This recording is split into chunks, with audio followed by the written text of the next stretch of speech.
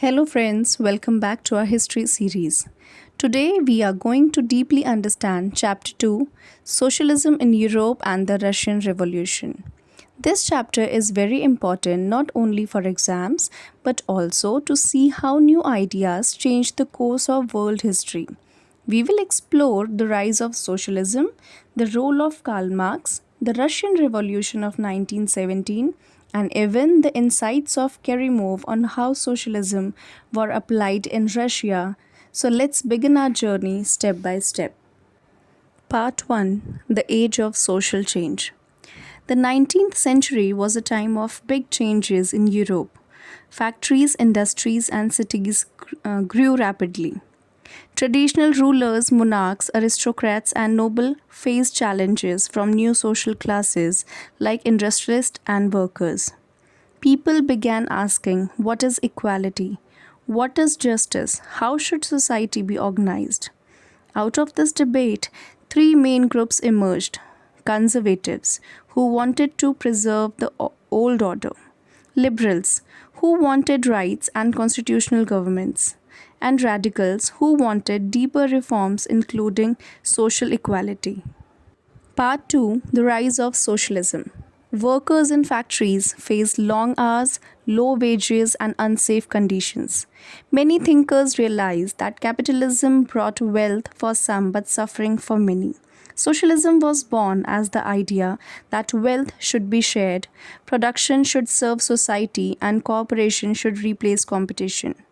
Early socialists, known as utopian socialists like Robert Owen and Charles Fourier, imagined ideal communities where everyone lived equally.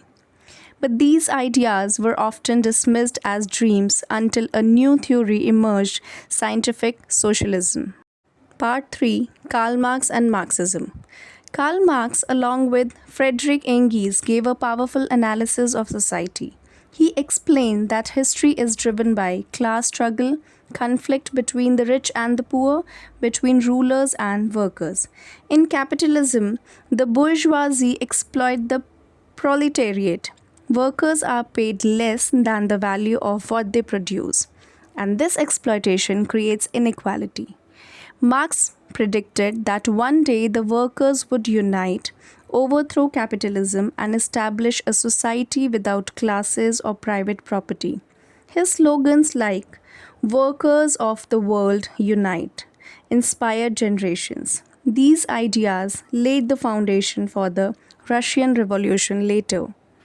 Part 4 Socialism spreads in Europe.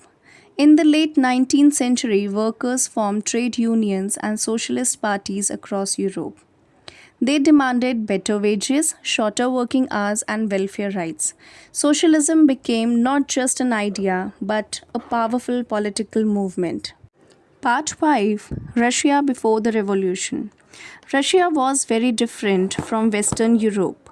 It was ruled by a Tsar, an absolute monarch with no freedom for ordinary people. Most people were peasants living in poverty while a small elite controlled land and power. Industrial workers were few but faced terrible conditions. This inequality created growing unrest. Part 6 The 1905 Revolution. Defeat in the Russo-Japanese War and food shortages triggered protest in 1905. On Bloody Sunday, soldiers fired at peaceful demonstrators in Petrograd. The Tsar was forced to create a Duma, but he kept most power in his own hands. The people's anger only grew. Part 7 World War I and Russia's Crisis. When World War I began, Russia suffered heavy defeats. Soldiers were poorly equipped, food was scarce, prices soared. The war exposed how weak the Tsarist system had become. Part 8 The February Revolution of 1917. In 1917, workers and soldiers in Petrograd went on strike. The Tsar abdicated, ending centuries of monarchy. A provisional government was formed, but it failed. It continued the war and didn't give land to peasants. Part 9 The October Revolution of 1917. Vladimir Lenin returned from exile with his famous April thesis Peace, Land, Bread, and All Power to the Soviets. In October, the Bolshevik led by Lenin overthrew the provisional government. They gave land to peasants, nationalized industries, and withdrew from World War I. For the first time, a government claimed to be ruled by workers and peasants. Part 10, Building a Socialist State. After the revolution, Russia faced civil war and foreign invasions. The Bolsheviks won, and under Lenin and later Stalin built a socialist society. Factories and banks were nationalized, farming was collectivized, and central planning guided the economy. However, there was also strict control, repression, and hardships. Part 11, Kerimov's Perspective. Kerimov, a historian and philosopher, studied how Marxist theory was applied in Russia. He explained that while Marx talked about industrial societies, Russia was mainly agrarian. The Bolsheviks had to adapt socialism to a country of peasants, which created both successes and challenges. Kerimov's analysis shows us that socialism was not just theory, it had to be shaped by real social conditions. Part 12, Global Impact.